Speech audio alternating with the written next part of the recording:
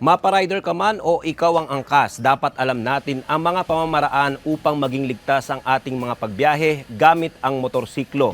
Kaya naman, narito ang mga safety tips. Siyempre, pagising natin sa umaga, paanda rin natin ng motor. Antayin muna natin siya mag-boot bago natin pa-startin. Okay, wag muna po tayong mag-throttle. Antayin muna natin mag-circulate yung langis sa makina. At habang tayo po ay nagwa-warm up ng motor sa umaga, check na po natin yung signal light. Yan, likod at harap, left and right, okay? And busina. Yan, check din natin headlight kung meron. Okay? And yung brake light. Yan, meron siya brake light. Syempre, check natin ang gas. Importante, check din natin ang gulong. Okay? Yan. Kung siya ba ay okay raang hangin. Ikutan din natin ang motor, possible. Siyempre, makikita natin yung mga wiring. Okay? Gulong sa likod, check din natin. Yan.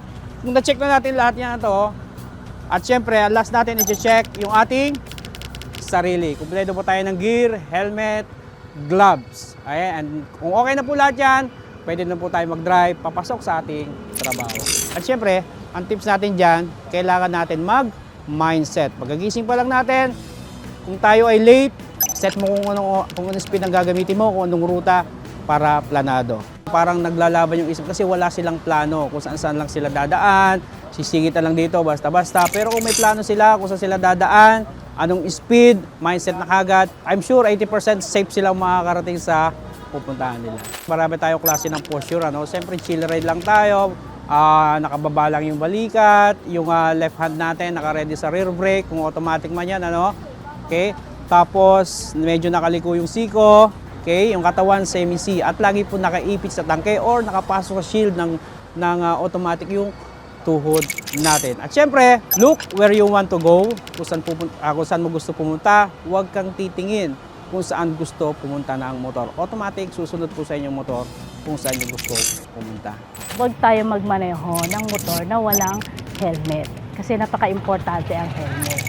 So, meron tayong batas na kung saan minamandate tayo na gumamit ng helmet. Yan. And then, of course, sa speeding. Yan. Kailangan i-observe natin yung bawat isa, maging focus tayo sa pagdadrive natin, kaliwat kanan, then titingnan natin kung safe bang tumuloy o hindi. Huwag din mag-drive ng motor na nakainom ng alak. Ayan. Or mga nakatake ng drugs.